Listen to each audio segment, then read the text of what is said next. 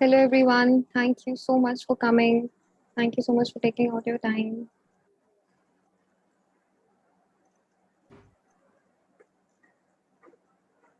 We'll start in a minute.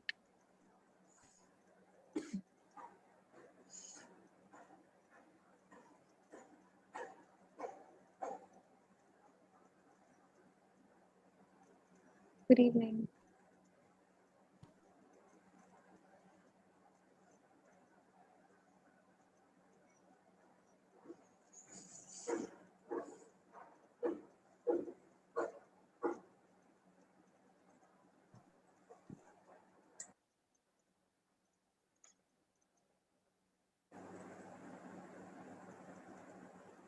I guess we can begin.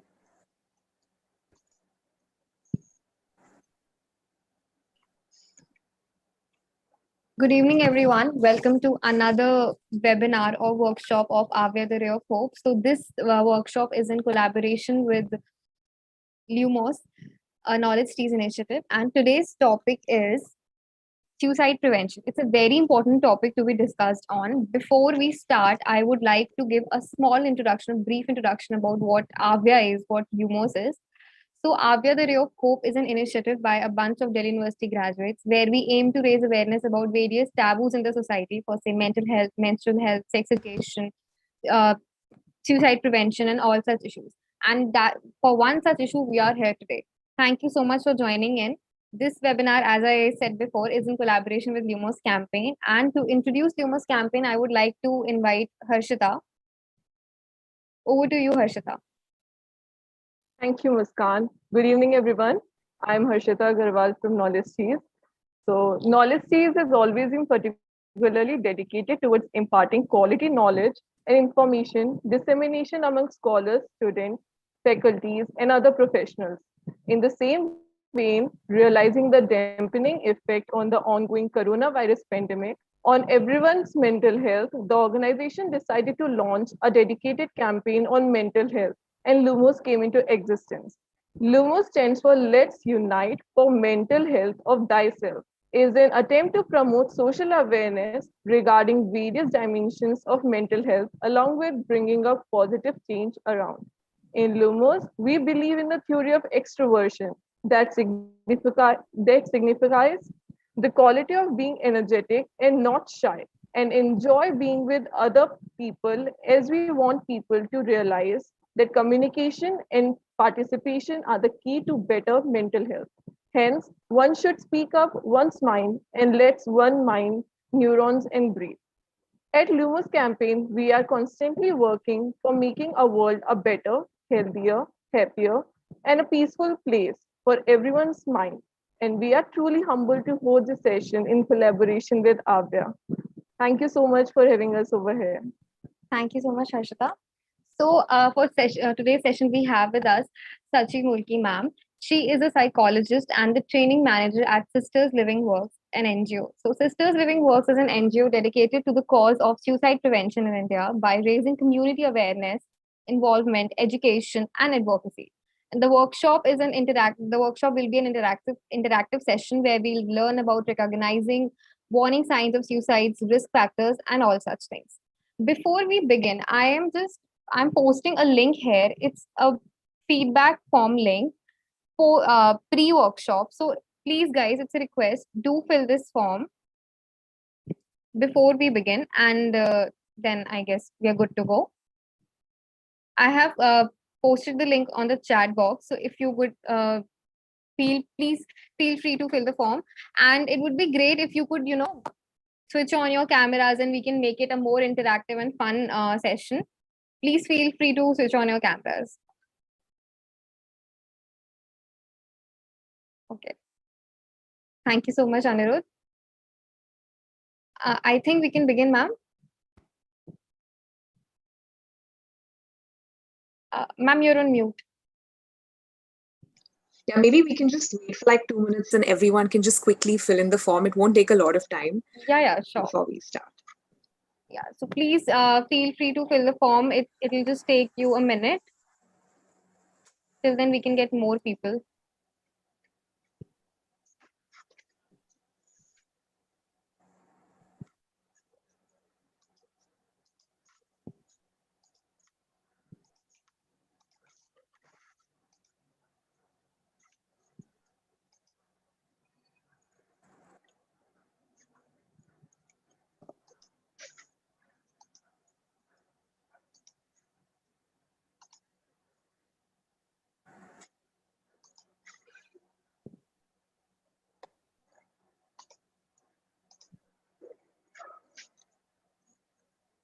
Guys, if you have filled the form, please you can let us know by switching on your mics or just reacting a thumbs up so that we can know that you have filled the form.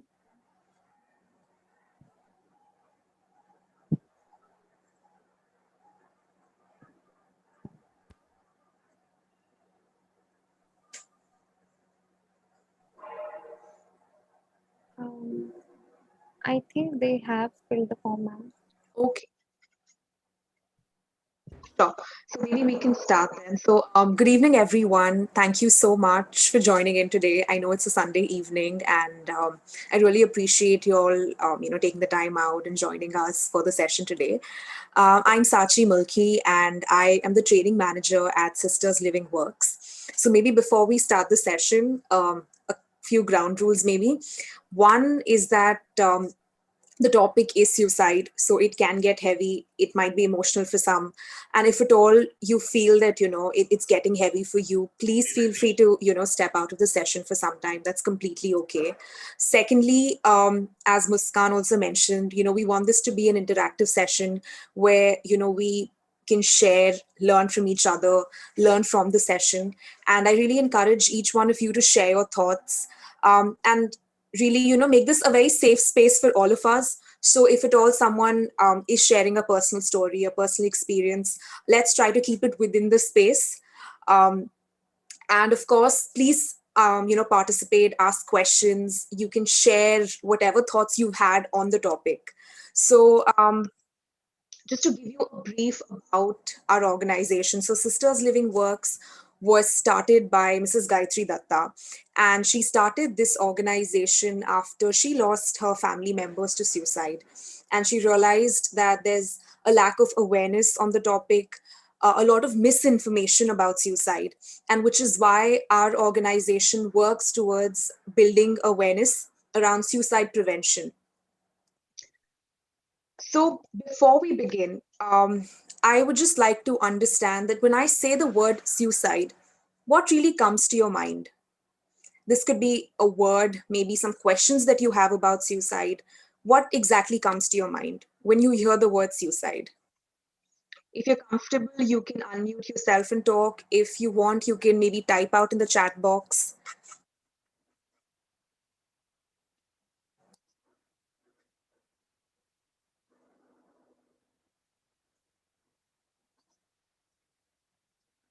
Also, be a question that you have about suicide. Anything that in particular, a doubt about the topic, just feel free to share it.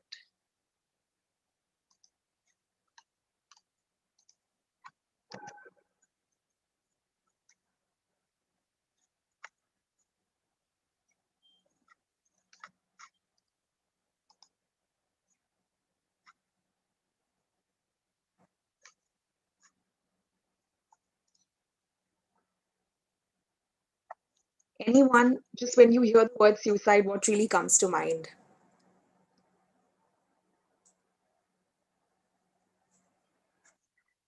Ma'am, answers are in the chat box. Okay, I can't see it. One second. Just maybe I'll just stop sharing. Okay, yeah, there.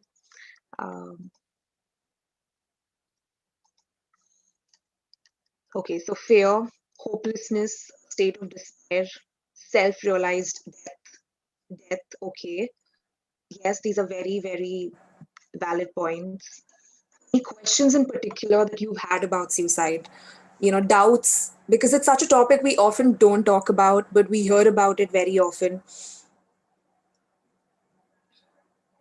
Was there any time when you heard a particular instance and that made you, question a lot of things, that made you think on this topic a lot?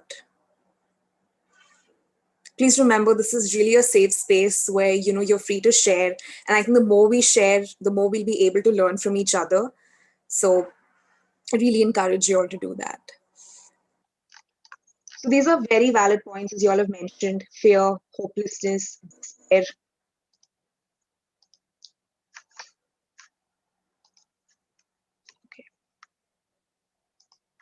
May I share an incident? Sure, Muskan, yeah, go ahead. So these, I mean, it's thankfully it's not from my personal family members or any loved ones. Recently, I read somewhere that a girl of 14 to 15 years of age committed suicide because she was been harassed, mentally harassed by her own classmates. Hmm. And that was very disturbing for me. I couldn't understand, I couldn't analyze that, process that for about 2 to 3 days. I do not know the exact reason, but I just read it that her own classmates are, they pressurized her so much, they mentally tortured her, harassed her a lot, that she ended up committing suicide, taking her own life. Although her family was really good, she had no pressure from her family. Usually this happens that students commit suicide because of the family pressure, because their parents may be pressurizing because of the studies, but it was her own friends. So that disturbed me a lot. Well, thank you for sharing that, Muskan. And I think, see, even as you've just shared that this is a news that you read. You may not have known this person personally, but it still left an impact on you. It made you think about it, like, why would someone, decide to end their lives? What was it? So the point is that suicides have such an impact on all of us. Sometimes you don't even know the person personally. It might just be a distant friend, someone in your neighborhood, or even sometimes just reading a news piece, but it leaves an emotional impact on every person. What's really sad is that we have a very high and concerning rate of suicides across the world. In almost every country there is a very high rate of suicides. And when we talk about India again, over the last couple of years, we've seen an increase in the number of suicides among young people. So, even researchers have said that there's a particular pattern which they have observed in India. That is that, suicides tend to peak in younger people. So, which is why it's very important for us to have a discussion on this topic, because growing up, we were never encouraged to talk about suicide. If you go back and think about the time when you were a child and maybe some, suicide might have taken place around, or it was never really told to you, parents or in our families, we might say it was an accident, or this person just fell sick, but no one openly talks about suicide. So it's a taboo, right? A lot of stigma still attached to it. So which is why in today's session we will be looking at some important aspects related to suicide. We'll be looking at some common myths, and we'll be looking at the role of a first responder, which is if you know someone who is suicidal, someone who's having suicidal thoughts, how do you support them in a situation like that? So moving on,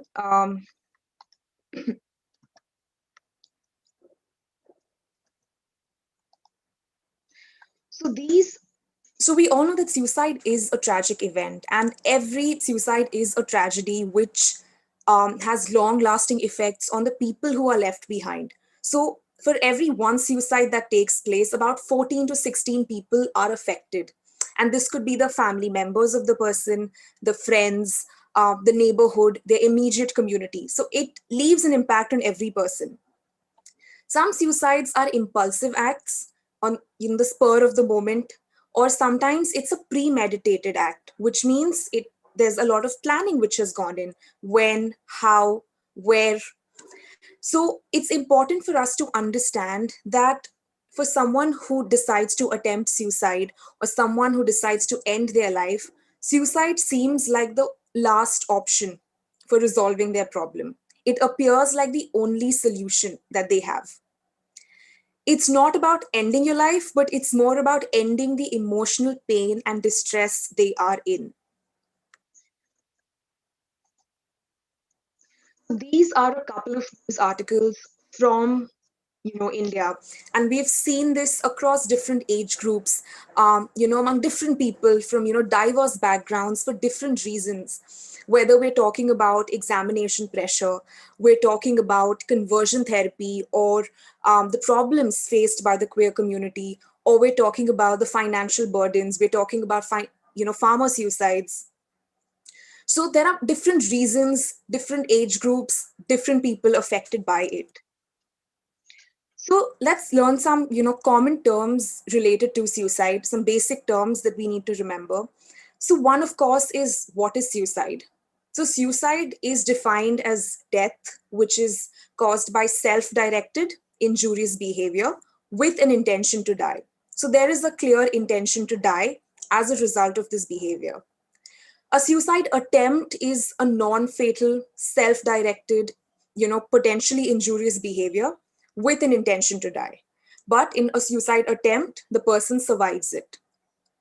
And then we have a survivor of suicide or suicide survivor. So this could be a person who has survived an attempt, or it could be someone who has lost a loved one to suicide.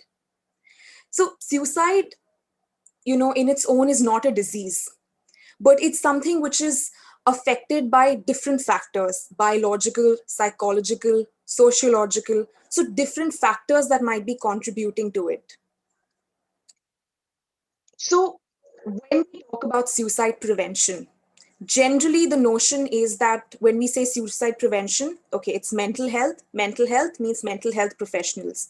So there is an assumption that suicide prevention is probably the responsibility of a mental health professional or people who work in the field. It's their job to promote suicide prevention, talk about it, build awareness. But the point is that suicide is something which is a result of different factors, which also means that we need different systems to come together to ensure prevention, to change the way things are right now. When we say that suicide prevention is only the responsibility of the mental health system, we are actually implying that change is possible only because of mental health professionals, or change is dependent on people who have access to mental health resources. But we understand that in our country, not everyone has access to quality mental health care. A lot of people are not able to access these services. So when we think about suicide prevention, it really requires people from different levels, different organizations. Whether we talk about, say, at the school level, we need to have more suicide prevention awareness programs at school. Whether we're talking about government bodies, bringing about policies, or when we talk about all of us in this space over here, learning about suicide prevention, because we are going to learn something over here which we may be able to take back into our communities, into our spaces, which will help us take steps towards, ensuring or supporting someone who might be suicidal. So before we move on to the next segment, I want to share a small story. And this is a real life account. And this goes back to the year 2000. So this was a 19-year-old man, someone who was a brilliant student in his high school, a great athlete, getting good grades, like an A grade student, A plus, and star student. It almost seemed like life was sorted, everything was clear. And then at 19, he got to know that he was diagnosed with bipolar disorder. And this diagnosis came as a shock to him. First, he said that he was in denial, he was confused, he did not want to accept it. But a lot of this came from the perception that people had about mental health, right? If you have a mental illness, that means something is clearly wrong with you, or you're a flawed person, it's a flawed character. And now we're also talking about the year 2000, which is almost 21 years back.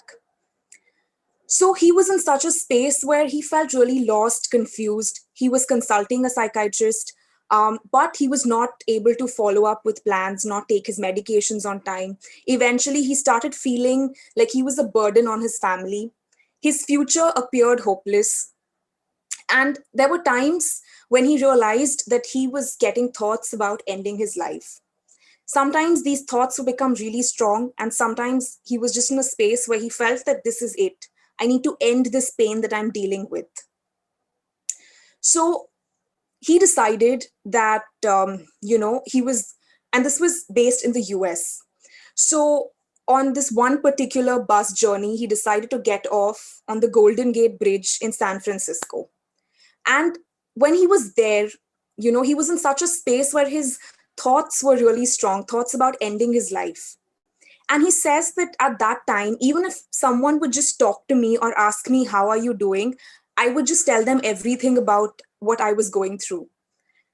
But what happened was that he did not find anyone on that bridge. And he just felt like, okay, maybe no one cares. Maybe this is it. Maybe I don't deserve to live.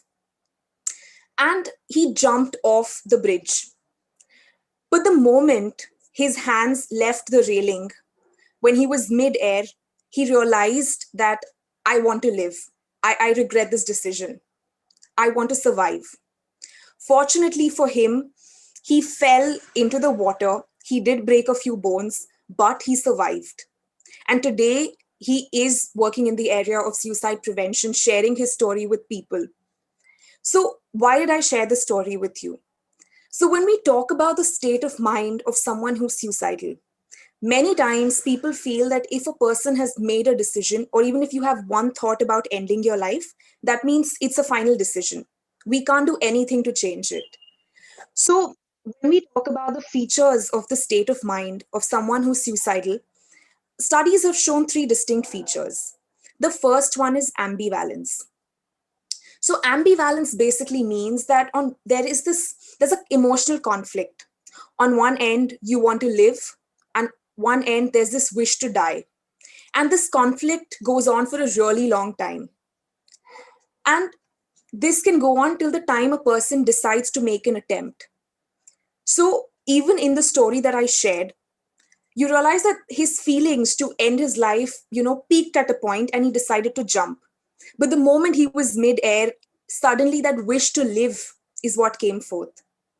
So the point is, when there is this conflict, what a person really needs at that time is support and help.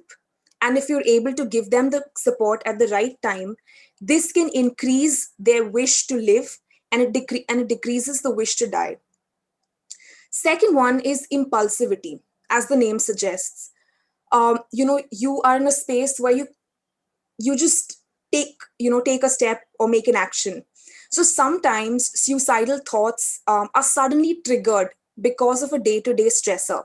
Say, for example, a person is in a very vulnerable state of mind, and all of a sudden something stressful happens at work. That might just add to their feelings of hopelessness, or feeling like I'm not good enough, and maybe those thoughts will peak at this time. And these thoughts can stay sometimes for a few minutes, sometimes for a few hours. And third is rigidity. Rigidity because they are constantly thinking about suicide. They can't think of any other solution to a problem. We also call this a tunnel vision. A tunnel vision because it's almost like you're in a tunnel and the only way out seems to be, ending your life. But it's important to remember, because they are in so much pain, it's hard for them to see an alternative solution. It feels like all my doors are closed. There's no way out of this place. I cannot see a silver lining. There's no hope for me. So all their thoughts, their feelings, their behaviors are directed in a direction that, like it's hopeless. Maybe ending my life is the only way out. So what we have seen that in all these situations, having timely support and help is very important. So a small activity before we proceed. Now you can see a sentence on the screen, and I want you all to spot the error over here.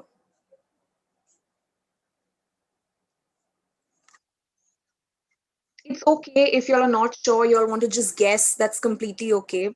Just give it a try.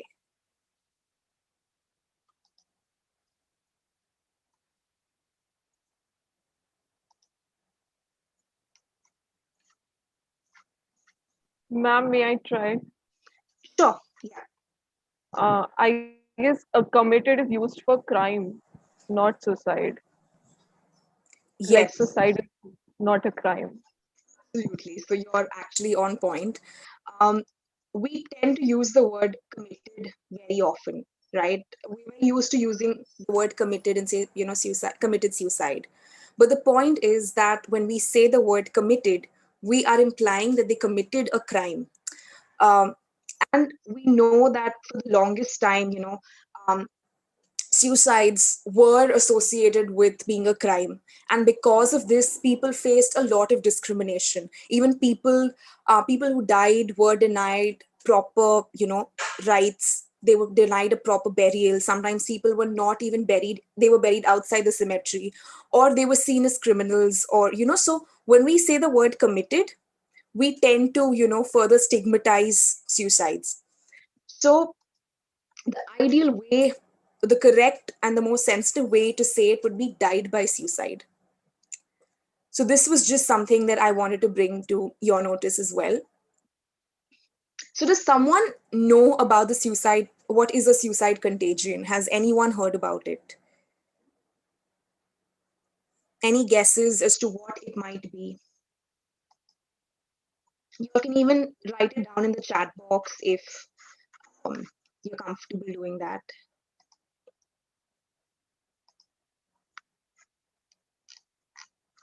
Anyone has heard suicide contagion? Or copycat suicides? Has someone heard of that?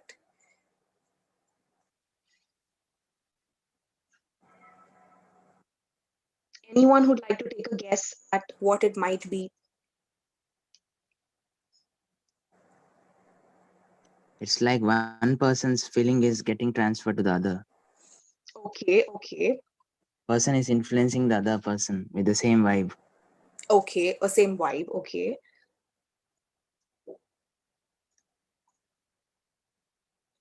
Okay, so I will, people who get a partner or maybe group where they discuss the same thing, okay. So it's great, y'all can put, it's okay, there's no, please don't be worried about whether you're right or wrong, just share and, be free. Because we have to learn, this is really a space for us to learn and share, so, just on all your guesses.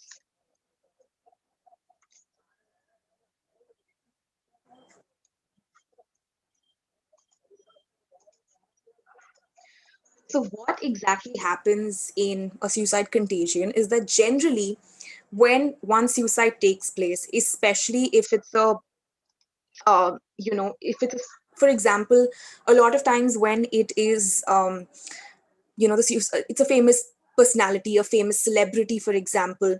So when something like that takes place, there is suddenly a spike in suicides across that, maybe that particular region or that country or in another, in a particular group. So why does this happen? So a lot of times there could be different reasons for a suicide contagion, which is why we also call it like copycat suicide. So how did this concept come into place? So this was first observed. There was a piece of literature which was, published years ago, and in that, a very famous author. And in that particular piece of literature, the main protagonist, he is caught up in a love triangle, and he decides to end his life. So at that time, a lot of young men felt that they could relate to this character, they could relate to his story. And suddenly there were so many cases of people killing themselves, people dying by suicides. And this was somewhere influenced by this piece of literature because the main character dies by suicide because of basically being hurt in love. So what happens is that we've seen instances where one, maybe a famous person dies by suicide, and then we have a spike in the suicide rates, maybe in that particular country. So there could be multiple reasons as to why that happens, but one possible reason and one actual reason is the role of the media. How is the media and suicide contagion related?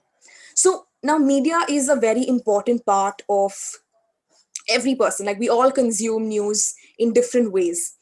So when the media talks about a suicide or reports on a suicide, sometimes they tend to glorify the suicide. When they talk about it in a way that, because this person died and he received so much of respect and so much of admiration after death.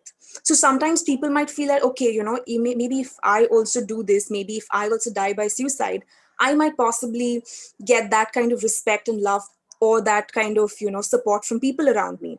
So sometimes the media might glorify suicides. Secondly, many times we have seen an oversimplified explanation of the cause. This was the reason, and this is why the person died. This was the reason, this is why a person chose to die. And now when we look at causes, we will see that it's not that simple. It's never that A led to B. But a lot of times when we read, that's how it looks. And third is description about the method. If maybe you think about some of the reports you have read on suicide, You might have seen that, there's this it's described in depth that this is this is how the person chose to die, this is what they did, this is the particular chemical they might have consumed. So these aspects, tend to be insensitive in nature. And so someone who might be in a very vulnerable state of mind, in a very vulnerable place, they might think about, then ending their lives by suicide.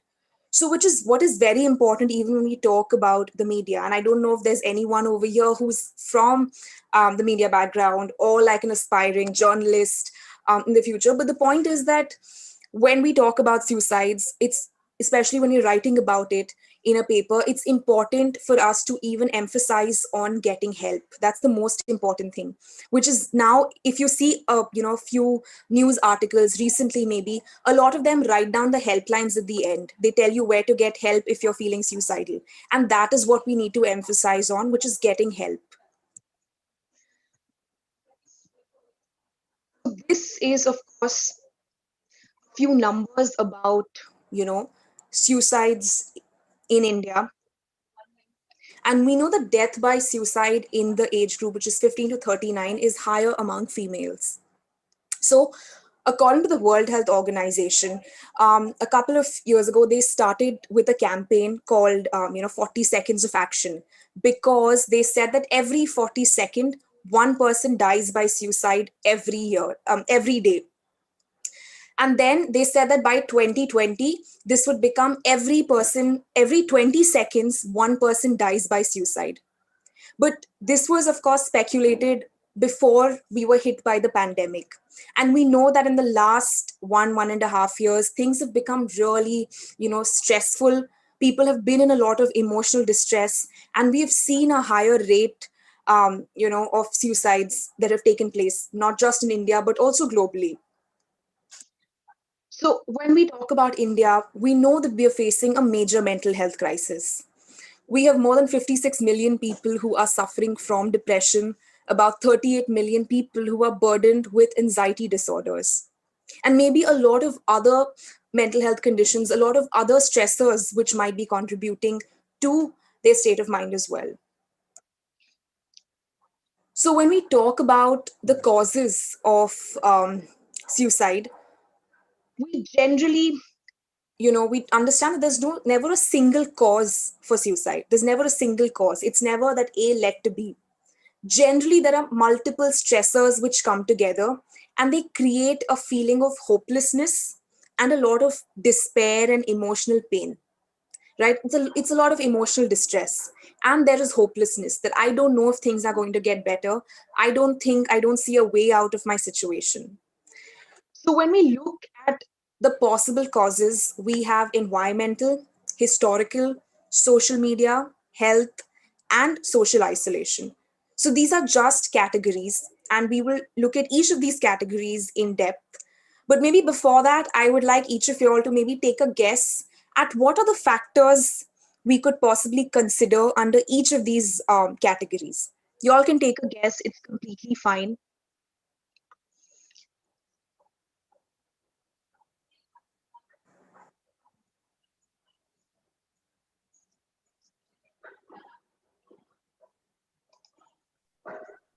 In social media, a lot of people these days tend to compare themselves. Mm-hmm. They really feel pressurized that some person is doing good or they're not, or maybe a situation can come where they're being trolled Mm-hmm. Right. by people, and that may lead to self questioning themselves, self doubt, and that may be a reason of committing suicide or having thoughts that they want to end their life. Absolutely. Yeah, that's definitely a very relevant point under social media. Anyone else, just take your guesses. It's okay. It's okay if you're not on point. That's completely fine. Just give it a try. Health, when it comes, it might be severe mental or physical injuries or problem with that. Hmm. Then social isolation, in the sense they'll be alone, like they'll not be interacting with the people and all. Hmm. So that might lead to depression and cause suicide. Yes, yes, very true. Absolutely. Then environment might be with the people we are living, like Hmm. they're with the low mode and they're having the same suicidal thought, that might trigger them to commit suicide. Mm-hmm. Yes, yes.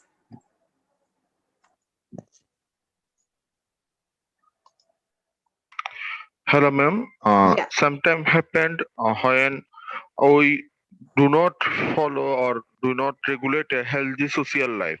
Mm-hmm. A boy come, he live on his own room. Parents did not care about it. Okay, he busy on his mobile or other Hmm. apps. His world will be narrowed. Hmm. It's maybe a cause. Yes, absolutely. That's definitely a very relevant point as well, Prateek. Anyone else, you all can type down your responses in the chat box.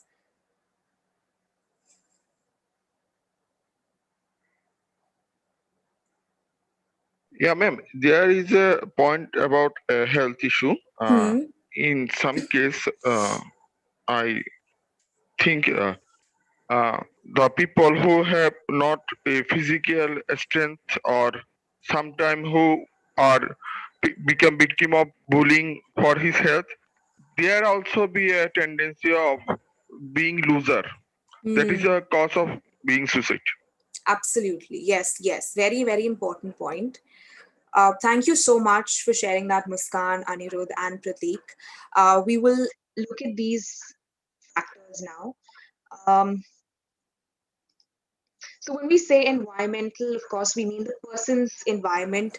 So these could be factors like harassment, bullying, divorce, domestic violence, interpersonal relationship issues, homelessness, joblessness, financial losses, poverty, abuse, rape, stigma, discrimination, sudden events or crisis. For example, the pandemic, this coronavirus pandemic, when people were in a space where they were losing jobs, losing loved ones. It was so sudden.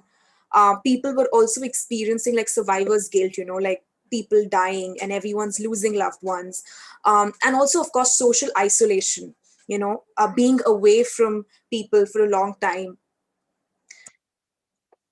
Then, of course, when we talk about environment, we also mean when there's an easy access to lethal means like firearms, psychotropic drugs, certain medications, chemicals, pesticides, and poisons.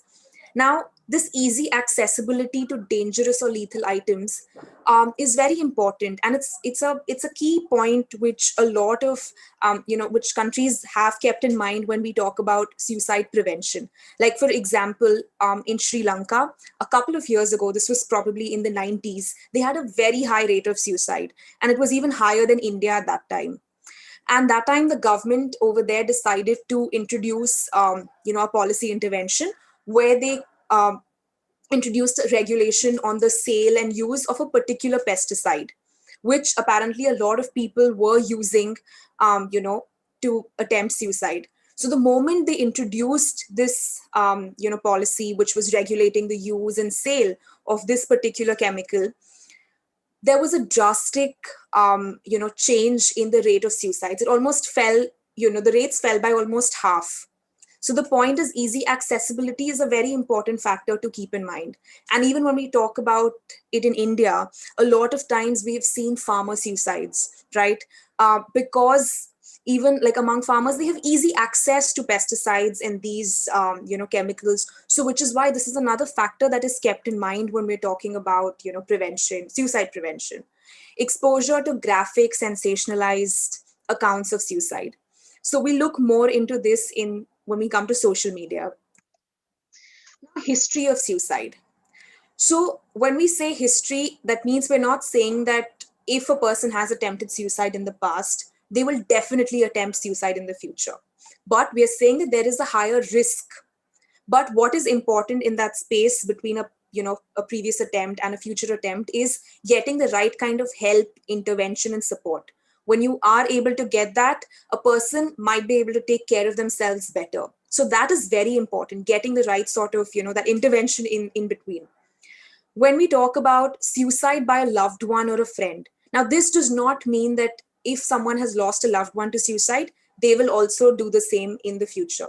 No, what we're talking is that people who have lost a loved one to suicide, they are in a very vulnerable state of mind, right? Because when we look at their grief, it's not just, it's apart from the sadness, apart from all, feeling sad, there are feelings of guilt, a lot of self blame that I didn't do enough to save my loved one, or I should have done something. So, at least people who have lost a loved one to suicide, many times they attach a sense of personal responsibility that maybe it was my fault. And then when we think about the fact that when someone is grieving, a lot of times they just might need a space to just talk about what's going on in their mind, how they're feeling.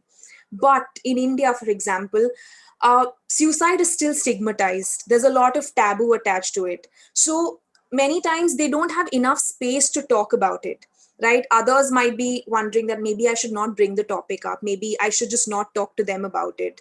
So, which is why someone who's grieving the loss of a loved one, they don't have enough opportunities to talk about their grief. And studies have also shown that, losing a loved one to suicide also puts a person in a very vulnerable place. And of course, that might increase the risk of suicidal ideation. Then when we are talking about, even when we say someone has attempted suicide in the past, it's very important for them to get the right kind of support and help, and they should not be dismissed or made fun of or treated wrongly right after this attempt. Then there are individuals with a history of sexual or physical abuse or violence in childhood. Basically, this because they might grow up to have, maybe a lot of, because of the stress they have dealt with growing up, this can have an impact on their emotional and mental well-being. So, which is why this can also put them at a risk. Then health problems, as I think Anirudh also mentioned, that we talk about health problems, we're saying physical health issues, and we're talking about mental health issues. So, of course, when a mental health issue remains undiagnosed, untreated, it can get worse for a person, and this can contribute to the risk. Then we talk about diseases which carry stigma. Like I think what Prateek mentioned, that a person being bullied for their physical condition. So sometimes even when a person is suffering from, a disease or might have a physical disability, they might be bullied for it. They might be made fun. So this can also increase the possible risk, right? Then we talk about emerging threat from social media. Like as Muskan mentioned, that we tend to compare ourselves a lot, right? Because all of social media is a very important part of our lives. Pretty much everyone is, has access to it. And it's very common that, yes, because we're constantly comparing our lives, that doesn't make us happy about where we are. We feel we're not doing enough or not good enough. That is one factor. But of course, because we're constantly on this media, like on social media, that also decreases our in-person interaction with people, right? Also, we have instances of cyberbullying and cyber harassment, which is directly or indirectly linked to suicide. Then there are a lot of websites which promote suicide. They glamorize suicide, and a lot of young people who are very curious to know about suicide, they might just access these places. Then when we talk about social isolation, so social isolation is associated with suicide in a very fundamental way. It could either occur when a person is living alone, or it can occur when, even when you're around people, you feel very disconnected and you feel like, you don't have relevant support, or you're not able to share what you're going through. And sometimes sharing how they're feeling is very important, because sometimes that's what a person actually needs, just someone who might just listen to what they are going through. Also, before I miss out, so when I said social media, I don't know if you all remember, there was a game called, I think, Blue Whale, which came out a couple of years ago. Does anyone remember anything about Blue Whale and what actually happened? It was from Russia, and people who used to sign up for this game, they were given different tasks, and the last task was to commit suicide. Yes. So that is when we talk about social media. This is, something that we really keep in mind, that there are games like this, and a lot of young people, fell prey to it. So very recently, for example, just yesterday, there was a news article where a 13-year-old boy, he died by suicide because he lost money in an online game, and he left behind a suicide note as well. And he was very apologetic to his mother, and he said that, I'm so sorry, but I didn't know how to tell you this. So we have seen that this is something which is impacting everyone, but especially when we think about younger people, we talk about teenagers. Sometimes they don't know where to go or whom to ask for help. Then a general summary of different factors: physical changes, emotional changes, peer pressure, the need to fit in. And when you don't feel accepted, it can add to your stress. Being bullied, whether in school, college, or at your place of work. School and college pressure, getting into a certain college, getting a specific percentage, that kind of pressure. Fights at home, experiencing abuse, relationship and friendships, especially if it's unhealthy, if it's, then again, that could be a stress factor as well. So these are different factors which might add to the risk, depending on how is it impacting a person.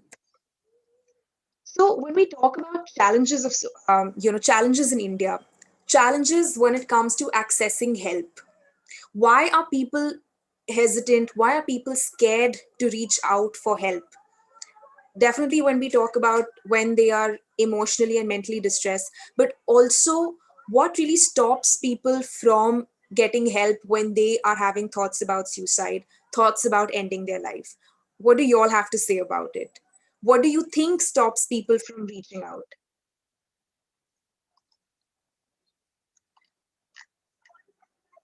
That people may make fun of them. They have the fear that they may not understand them, look at their problem as it should be looked on. Absolutely, yes, yes. That's a very important point. Yeah. They are grown up in such a way that they have to handle each and everything on their own. Hmm. If they are going to take help from somebody, they will be denoted as weak, Yes. and they are not basically they are brought up in such a way that they are not allowed only to talk on all these things. Yes, absolutely. This notion that you should be able to handle it on your own, and if you're not, then it's a problem with you. Or like people making fun, so that is definitely there. Any other points that anyone would like to add? Why do you think La- people are hesitant? Yes, yes. Lack of awareness on the suicidal things. Yes, lack of awareness, absolutely.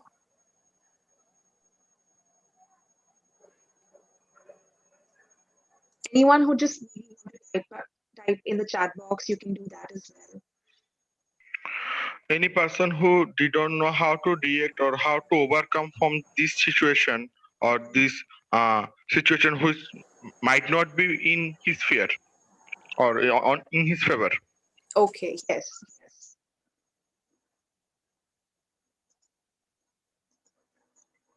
Yes, all of you all have shared, like very, very relevant points. And so, of course, when we talk about challenges, as Muskan also mentioned, that mental health problem is considered a matter of shame. Or like even as Harshita said, if you ask for help, then you are seen as weak and you're expected to do everything on your own. You're expected to deal with everything, have it all together at all times. And if you're not, then it's a problem with you. Yeah, you're not doing enough. Because it's considered a matter of shame, people don't want to talk about it. People don't want to ask for help. Then there are myths, there are certain beliefs, there are misconceptions. Especially when we talk about mental illnesses or a mental health condition, people say that there are certain beliefs. If we talk about India, then there are beliefs that maybe it's a type of spirit possession, or it's a demonic possession. There's nothing like a mental health problem. People don't even want to believe there's something like that, right? Then a lot of times people prefer um, resorting to home remedies, going to a religious leader, healer. And that's okay, maybe to a point where I'm not saying spirituality is important, and it is relevant it's an integral part. But the point is, to the point where you are not ready to accept medical science, that is where it becomes a problem, where you are completely dismissing medicine. Then again, there's lack of adequate mental health care services and professionals. So of course, yes, as Anirudh also mentioned, that there's a lack of awareness. People don't know that, where do I go and get help? Or people don't even know that this is probably a problem. Then again, when we look at the ratio of qualified, mental health professionals in our country, and that with the population, it's a very skewed ratio. So these are some reasons as to why people might be hesitant. Of course, as I've mentioned, myths are a very important factor. A lot of people have misconceptions about suicide.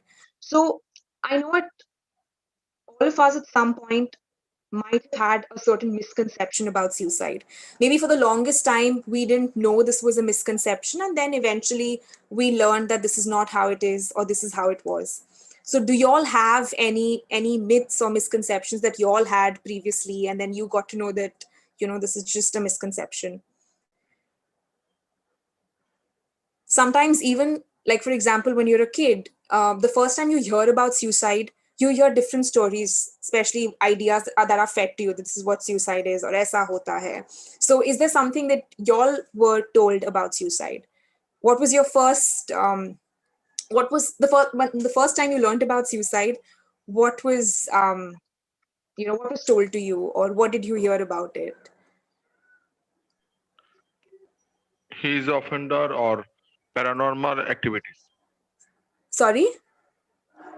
In some case, when suicide happened, some maybe called he is possessed. In case of paranormal activity or some case, we have to know uh, about his offender or he do any crime. That's the reason he Hmm. do suicide. Yes, I think that's a very, very, I think a very common myth, Pratik, as you mentioned, like suicides and paranormal activity. So in another session, I remember someone shared about how when they were kids, they were told that if you die by suicide, or if you choose suicide, you'll grow up to become a ghost. So you don't want to do that, or you'll be an unhappy soul. So those are the ideas they were told, or that's how they were taught about suicide when they were children. So I'm sure we've heard a lot of instances. Another one was, of course, that how can someone, if you're happy, if you have everything sorted, you have no reason to think about suicide, right? Anything else? Any ideas that y'all might have had before? And it's okay, like, we've all had these different misconceptions.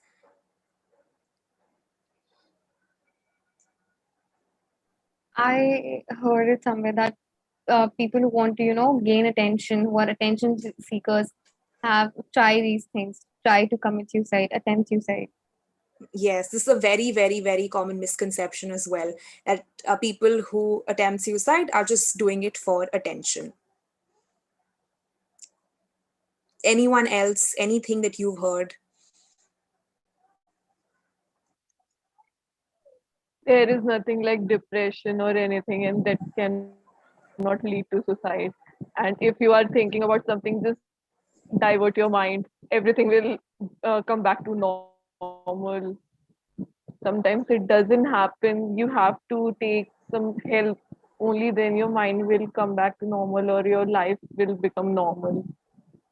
Absolutely. This is a very common myth. There's nothing like depression, and it's just a problem in you. You're not doing enough.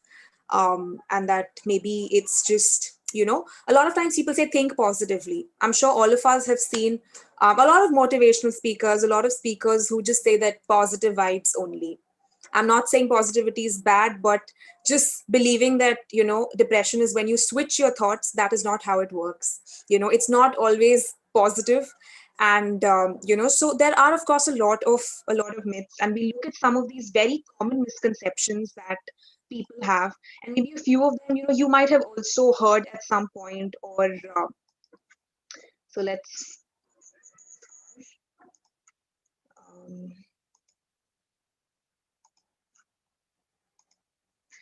so, let's debunk some of these common myths. Now, the first and most common myth is that talking about suicide will plant an idea in someone's mind. So people avoid talking about suicide, and especially when we're talking to children, they feel that I should not utter the word suicide, because the moment I say it, it will give this person an idea.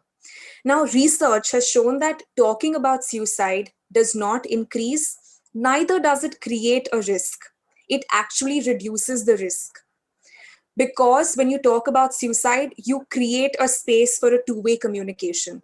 Like, even if you remember the story I just shared, and the name of the person is Kevin Hines. I will share the details later. He did release his documentary in 2018 as well, on this particular incident in his life.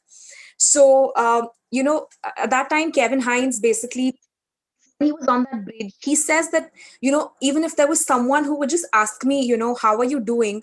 I would just tell them everything, whatever was going on in my mind. Sometimes they just need a space to talk about what is actually going on. So, which is why you should never, step back from having an open conversation. If it's someone who's having suicidal thoughts, but even in general, when you're talking about suicide, it helps you to give, correct information. Like, for example, when we talk about young adults, when we talk, it's very easy for them to access the internet and learn about suicide, but you get a lot of wrong information online.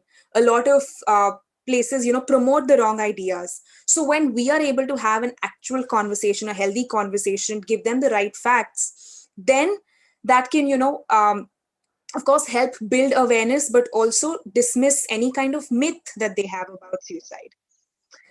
Then, as Muskan mentioned, a very common myth, which is a person threatening suicide is not serious. They just want attention. A lot of people say this.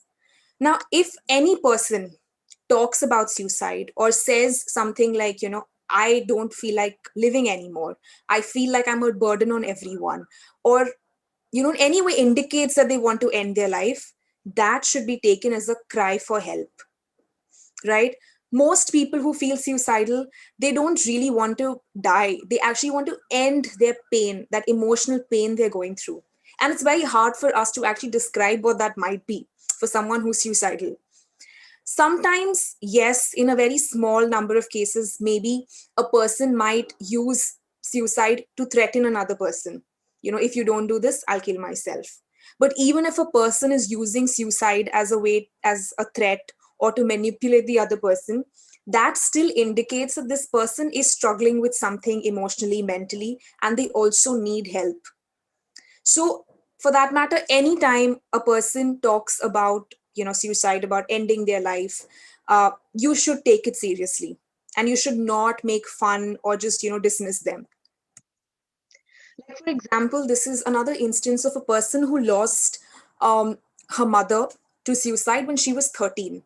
And in one of her interviews, to a newspaper, mentions about how when she was 10, that time, she has seen her mother often talk about ending her life. Like, her mother would say things like she wanted to end her life, she didn't want to live. And her mother even tried to attempt suicide twice. And she says that for the longest time, we always lived in this fear that maybe she would do something to herself. And when she turned 13, one fine day she came back and she found her mother hanging. And she said that it's not like we didn't know. She was always talking about it, but no one felt like she would actually do it. So a lot of times people might be saying these things, but we might be like, oh, they actually won't do it, they're just saying it. So the point is, never ignore it. Don't just leave it there. It's important that you reach out to this person and you help them get help. Again, the next myth is suicides cannot be prevented. A person who wants to die by suicide will find a way to do it. So many times people don't feel like, people feel like a suicide happens suddenly. I can't do anything to change a person's mind. The point is, suicide is one of the most preventable forms of death. And a person who's suicidal is always trying to seek help in some way or the other. And one of the most important factors in, preventing a suicide is having support, having someone around. So we are going to look at these steps towards the end of the session as to what do you do to support someone. So this is again very similar, that suicides happen without a warning and I can't do anything. The point is, there are some signs which are there. There are some cries for help. What's important is that we act on it. And this again is when people say that, can I really help? Maybe someone with more expertise can be of help in a better way. So sometimes we feel like, okay, I'm not even a mental health professional. How do I help someone?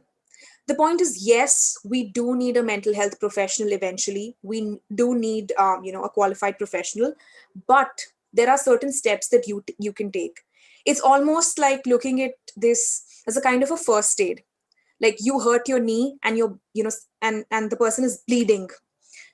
So you will take some immediate steps to ensure that you stop the bleeding, or you put a bandage, and then you take them to the hospital eventually. But there are some steps that you take. So so when we talk about suicide prevention, um, there are two very basic things that are important. One, which is giving a listening ear to the person, just being there and listening to what they have to say. And of course, empathy, knowing that you care for them and you understand that they are going through something difficult. And they really, sometimes when people are suicidal, probably the most important thing they need at that point in time, especially when these thoughts are really strong, is the presence of a support, someone around. So my friend's situation feels hopeless. What can I do to, what can I say to them that will make them want to live? So this is something which, of course, when a person is, suicidal, there's a lot of hopelessness, right? It's very hard for them to see a way out of the situation. It's very hard for them to see that there can be an alternative to this in my life. Things can look different. But the point is, when in that space, what you have to do is just ensure that you're there for them. Let them know that you understand that their crisis or their situation is difficult. So we'll be looking at some of these in the end again. Now, this is another myth. Sometimes when a person says they're feeling better, the danger is over. So assume that you've had a conversation with a friend who has just told you that they are having thoughts about suicide, about ending their life. And you had a conversation, and now this person says, I feel better. I don't think I'm going to, do anything, and I'm great. It's all fine now. Sometimes this feeling better can be very deceptive. It could mean different things. One, it could mean that yes, the person has decided to give up their suicide plan, or it could also mean the person has made a final decision to die. So it's important to have an open discussion with them and ensure that you take whatever protective measures you can, and most importantly, ensure that they get access to a trained healthcare provider. You get a professional in place. Now, this is another instance wherein sometimes you feel that I supported a loved one when they were suicidal, and despite everything, they still ended their life. Now, this is a very unfortunate instance which could happen. You have really supported someone who was suicidal, you've been there with them all throughout, and despite everything you did from your end, they decided to end their lives. So, the point is, it's important to remember at the end of the day that every person is ultimately responsible for their own decisions. You can do your bit to support them in whatever way that is possible for you, but there are some things which are not in your control.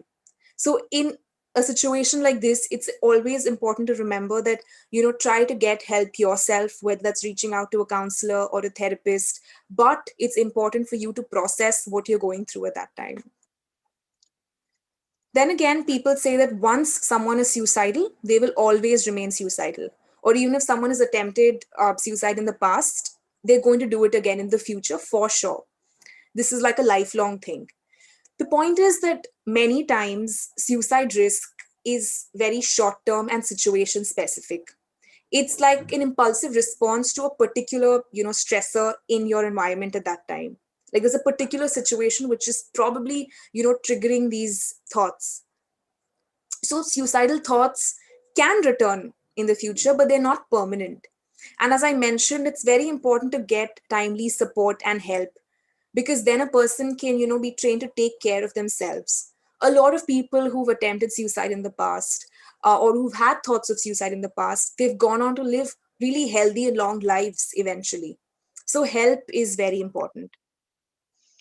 Mental health problems are for life and they don't go away. A very general myth very similar to what Harshita mentioned about depression and mental health in general. That people feel like, mental health issues are, it's an individual issue. It's a problem with you. But the point is that with the right kind of support and help, a person can get better. Mental health issues are not a sign of character flaw or a sign of weakness, right? We have a physical health and we have a mental health, which is as important. So there are different ways in which you can access help. There are trained healthcare professionals, there are online helplines and other sources of assistance which is available. So it's very important to remember that suicide is preventable. And there are sometimes certain signs which people show. So I'm going to quickly go through these signs. Now, yes, there are times when it's very hard for us to identify that someone is feeling suicidal, because there are times when, you might have heard about someone's death and it's almost like, but this person looked fine, right? It almost seemed like they were doing okay. They had a great life. They were doing well academically or at work, and everything was going so great for this person. I didn't even think they were thinking about suicide. Sometimes it can be hard to identify these warning signs, but in some instances, we can catch on these signs. So these signs are in terms of speech, behavior, and mood.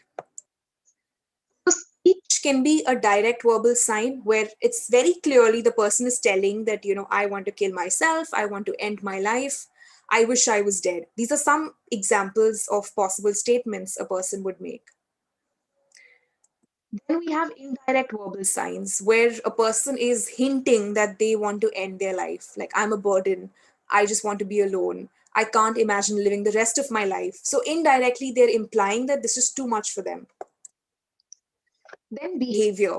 So, when we talk about behavior, we're talking about extreme changes in a person's behavior, sudden and very drastic changes, whether they suddenly stop talking or engaging with their close friends and family, giving away treasured possessions, lack of motivation to carry out basic day to day activities, writing songs, poems, letters about death, people giving out, sending out messages where they say that, I'm sorry for whatever I've done to you, and I hope I've never hurt you. Like, there have been instances like this where a person once sent out a WhatsApp message at night to all his loved ones, apologizing for anything wrong that he might have done before, and the very next morning he ended his life. So there are many times when people, engage in these behaviors. Then normal day-to-day activities can be very difficult.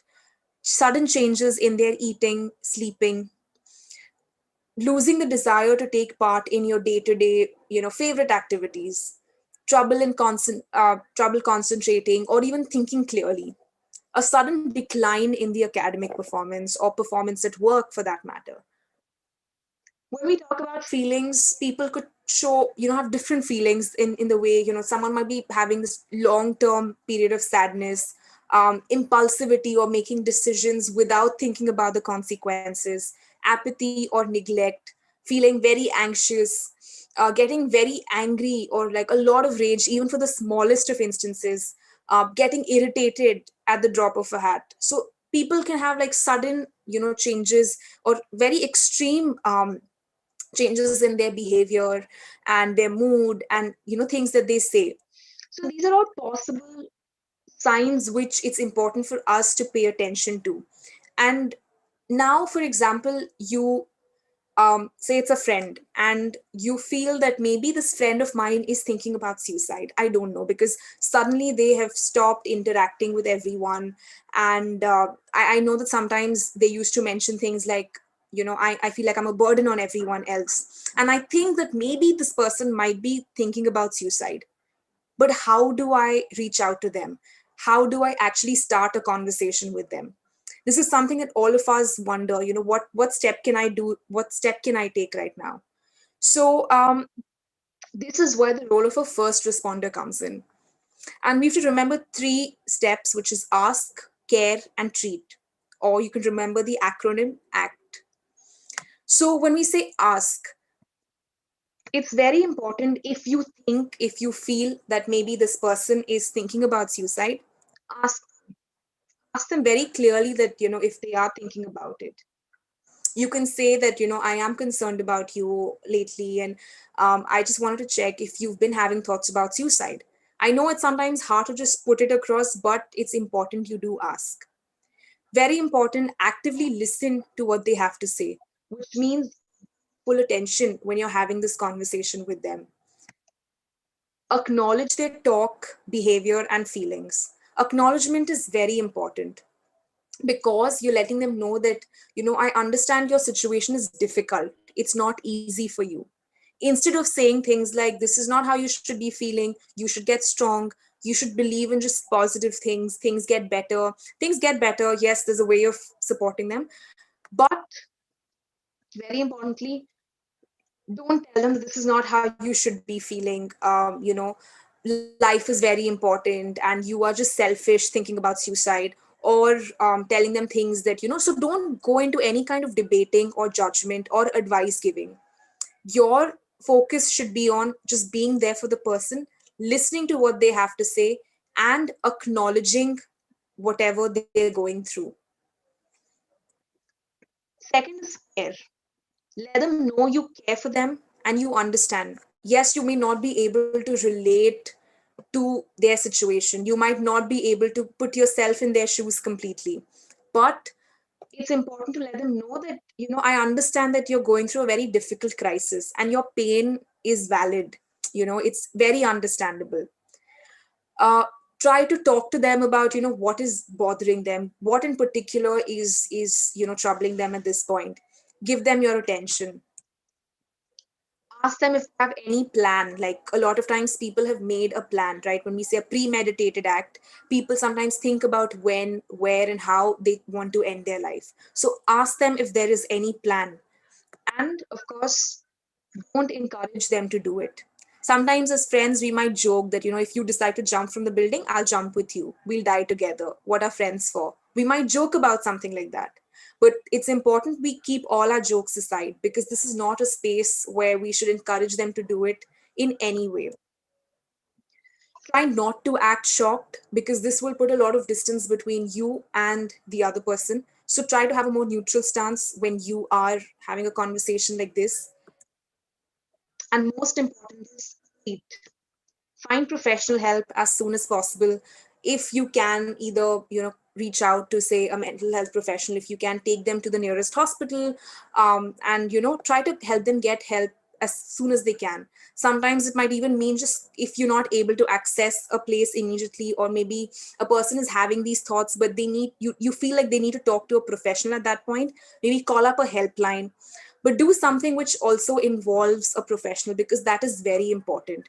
This is not a situation where you are like, I'll solve it because I know this person is really close to me. We're great friends. They will understand. So I will deal with it. I will solve it. No. Your point is to give them support, to be there for them, but you need a trained professional in the picture. What you should not do, so say for example, if this conversation is happening in person, for example, or you are in the same space and they've just told you how they're feeling, don't leave them alone. Okay, so don't be like, okay, we'll come back tomorrow and we'll sort this out. For now you can just go back to sleep. Try to not leave them alone at that point in time. um, Second is, don't be sworn to secrecy. So it's best if it's not like, let's just keep this a secret between you and me. If it requires the family members, just let them know about it. But the point is, don't keep it a secret as such.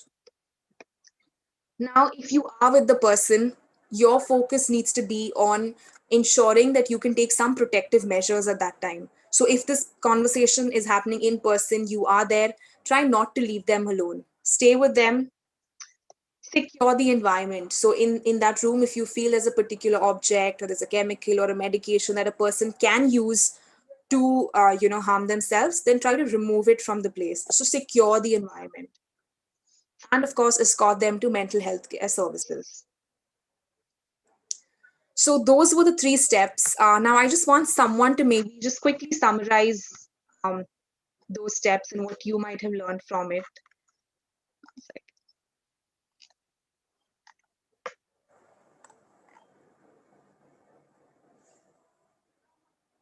Anyone who would just want to quickly summarize the three steps?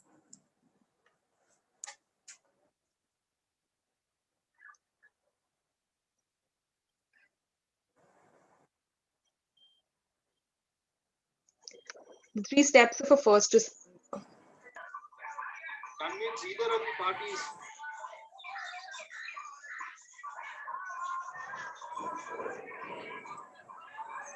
To introspect on that issue. The moment the parties are forced.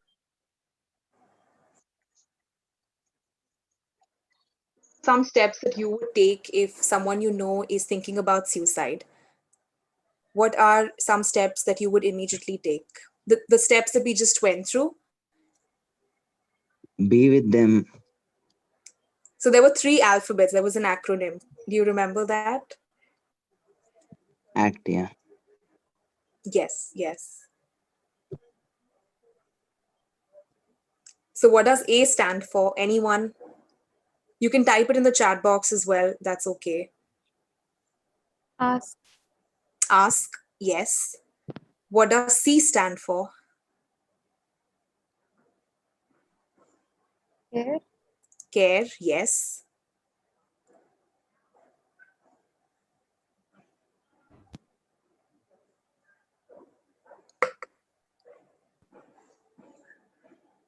Treat. Treat, absolutely. I think Muskan's the only one who I think did pay attention, but okay, yes. It's ask, care, and treat. So ask, of course, is if you feel someone is having thoughts about suicide, you ask them. Ask them very clearly if they are thinking about suicide, if they have any plans to harm themselves. Have an open conversation with them. When you have this conversation, actively listen to what they have to say, acknowledge their feelings and thoughts. Don't give them any kind of lecture, any sort of judgment. Don't debate with them. Second is care, which is C.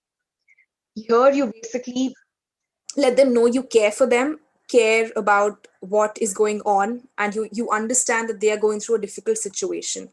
And third and most importantly, which is treat, reaching out to a trained professional, which is very important. So, 1 second.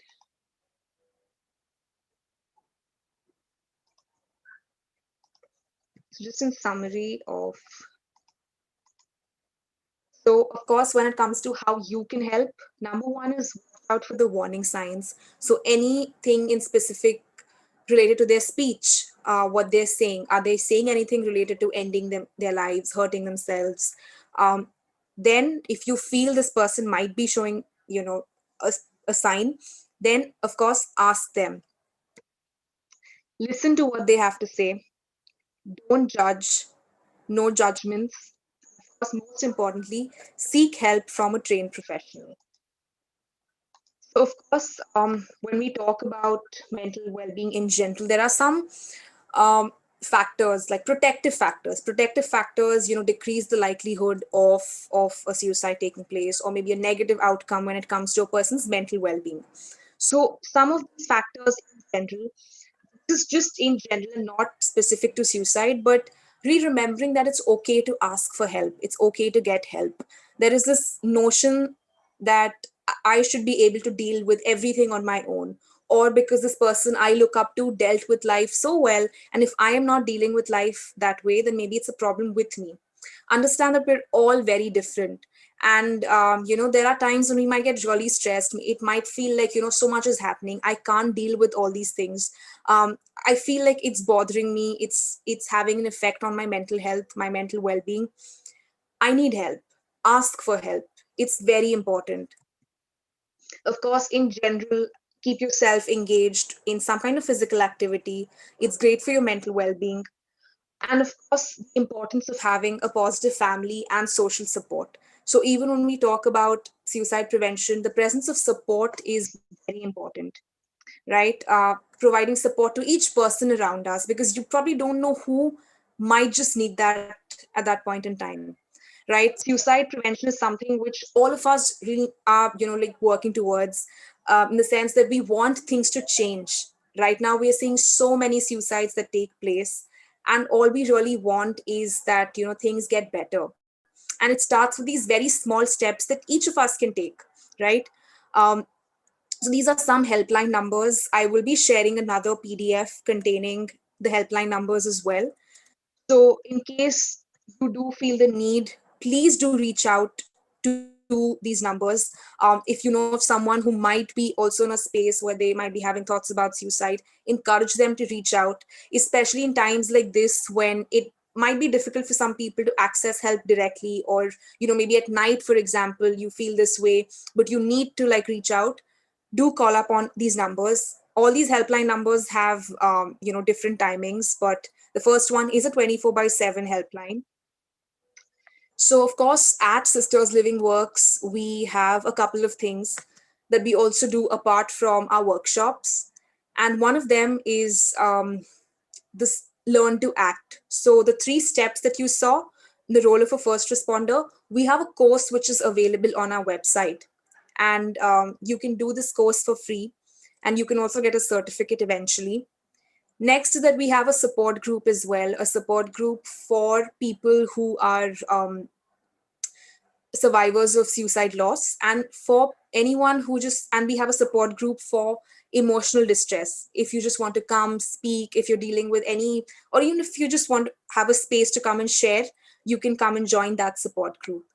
And third, we are also working, we also have a training course on suicide prevention for school counselors, educators, and basically anyone who's working with children. So the focus of this course is on the adolescent, age group. So these are a couple of things that we do. And please feel free to reach out to me in case you have any questions, you want to maybe volunteer with our organization at some point. We're always open to that. So that brings me to the end of my session. But of course, I'm like, the session is now open for any kind of questions that you all have, or you all want to share something, um, any experiences, any instances, just your thoughts on the topic.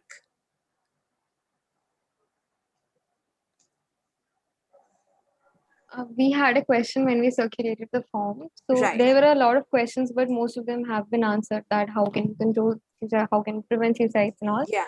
So this one question is that what is prevention in the period of hesitation in suicides? What is Prevention in the period of hesitation in suicides. okay, so I am not very sure about the period of hesitation, if that's a specific period as such.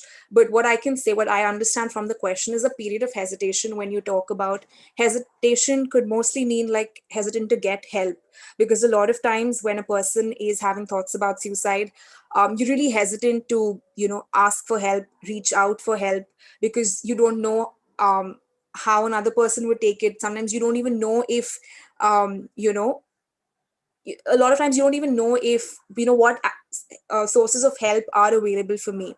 So I feel when we talk about prevention, and when we're talking about suicide prevention, it's very important for people to realize that there is help which is available, and also realizing that how you're feeling is not, yes, it's difficult, but this is understandable. It's a valid feeling. This distress, this difficulty, the space you are in is valid. There's nothing wrong with you. There's nothing, this is not a sign of weakness, this is not a problem with you, and you deserve help. A lot of times people tend to blame themselves for feeling this way, and you almost feel like, I should be strong enough about it. And which is why people might be hesitant to even then ask, because I might look weak then. So it's very important for, I think, everyone to understand that all of us at some point can get affected. Our mental health can get affected by various factors. But the important thing is that there is help which is available, and you should reach out for help. A lot of times, reaching out for help is, I think, a primary hesitation for different reasons. But knowing that your feelings are valid, your situation is valid, and it's completely okay that you ask for help, and it's okay sometimes when if you are in that. So I think that is I think Yeah. my Yes. One more question is there, that what should be the functions of police and judiciary to handle the persons attempted to commit suicide? a person's attempt. So if you're talking about a person who, okay, someone who's attempted, and basically, yeah. So when we um if we have someone who's attempted suicide, and they've survived an attempt, for example, of course, it's very important in general, even when we're talking about a suicide which has taken place, sensitivity is very important, right? Because when we say that in India as well, a lot of suicides go underreported, or they're not even reported either, because sometimes the families don't want to get into the whole legal and the medical aspect of it. Like, for example, generally there might be a post-mortem which might be carried out, or you'll have another set of legal steps that you might have to undertake. So people don't want to get into that space, and which is why they often say that this is just an accident, or person had an illness and which is why they died. So I feel what is very important is that sensitivity is of, I think, utmost important here, especially if you're talking about someone who has survived an attempt as well. They are already in a space where they have taken a step, they have survived it. There's a lot of mental distress, a lot of emotional distress, and at that point in time, you do not want to be lectured, or you do not want to be told that this is, you are selfish, or you're wrong, or this is not how it works, or treated in a way which makes you feel even worse about yourself. So I feel even if it's a legal professional, for example, engaging with the family member of a of someone who has died by suicide, there has to be a lot of sensitivity that comes into the picture, right? Many times there might be certain assumptions about a person being responsible for the death of another person. So then again, you know it could be it. And of course, even when it's just an assumption or a speculation that maybe this person might be the reason they decided to take a step like this, but unless of course we go with the legal proceedings and everything, it's important that at every step it is dealt with sensitively. That is very, very important, I feel, even for police officials interacting with the family or whatever it is. A lot of sensitivity has to be taken into place. Also, like, if you just come and then you say that, okay, if a person has died by suicide, it's probably the family which is responsible. So be very sensitive and don't say something which might make it worse for the others. So I think that. Thank you so much, ma'am. Guys, if you have anyone else is having any questions, you can put it in the comment section if you're not comfortable switching on your mics, or you can directly ask to ma'am. And it's a humble request, if you could please switch on your cameras for a while so that we can take a screenshot, like for a quick screenshot. It'll hardly take 10 to 15 seconds.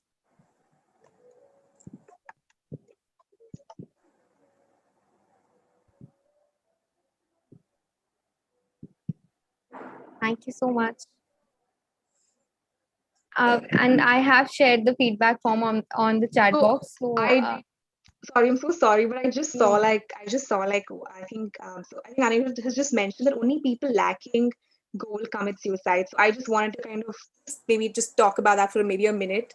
So I don't think that's the right thing to say, because only people lacking goal commit suicide. So of course, we have, I'm not sure if that's a myth that you were mentioning, but yes, this is something a lot of times say, that maybe you don't have a goal in mind, and no more you're not focused in life, and which is why people think about suicide. So the point is that it's important to understand that when we talk about suicides, this person is in a lot of emotional pain, a lot of psychological and emotional pain, something which maybe only a person probably in that space would be able to talk about what it is for them. A lot of times it's just that pain which is so high, which is so difficult for them to even live. They feel like, okay, there's no way out of this. So especially, I mean, this is just, of course, to just maybe end the session, that when we're talking to someone about suicide, or when we are having a conversation, we have to keep in mind that this is a difficult place even for them to be in, and they might make a decision because they want to escape these feelings of pain and hurt, or whatever that they're going through. So and I really hope that of course, we have more conversations on this topic, so basically everyone becomes more aware. And I really appreciate all of you all participating in the session today and really sharing your thoughts, sharing, asking questions, sharing, and I really do appreciate. So thank you so much. Thank you so much, ma'am. It was a wonderful session. It was very informative. I guess every one of us have learned something or the other today. Thank you so much for your time. It was a pleasure having you. And thank you so much to everyone who is presented and who stayed till the end and for actively participating. I have attached the feedback form in the chat box. So please do fill the form. Your feedback matters to us.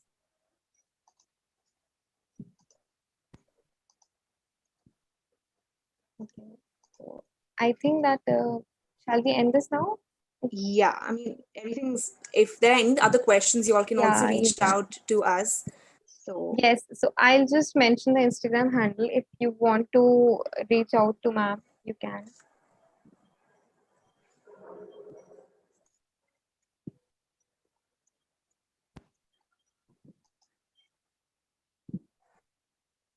I have one question. Sorry to interrupt at the last moment. Vaishnavi, your voice is breaking. Okay.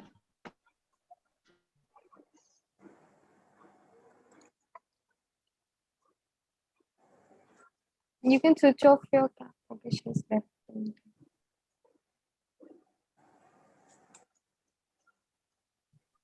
Anything else? Anyone else wants to put on anything? Any feedback you want to give, or anything you want to ask? You can.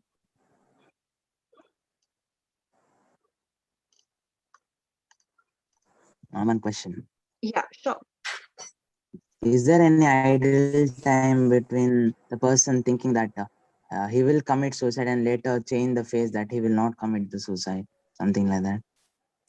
Like he So, might change what he's thinking about it. right. So, as I mentioned, there's a lot of ambivalence, which is that, this wish to live and wish to die go side by side. But what actually helps increase a person's wish to live is, getting timely help and support. Right. So sometimes maybe they might be in a space where, I want to kind of escape this pain, this space I'm going through, but I also want to live. But how do we ensure that maybe this person's wish or will to live increases is when they get help and support at the right time. So which is why I don't know, there's no specific timing as such, but of course getting help and getting support is very important, and that can actually give them a space where they their wish to live might increase, because you have a space where you might be able to share how you're feeling, you're able to access the right kind of help. So that is where the importance of help comes into play.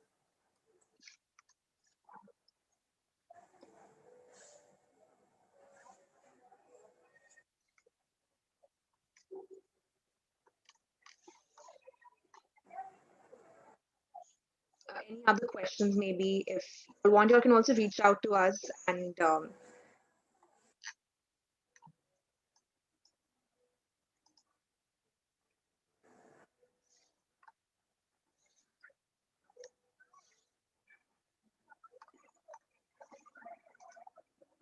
I don't think there are any more questions left now. okay, okay, I great. think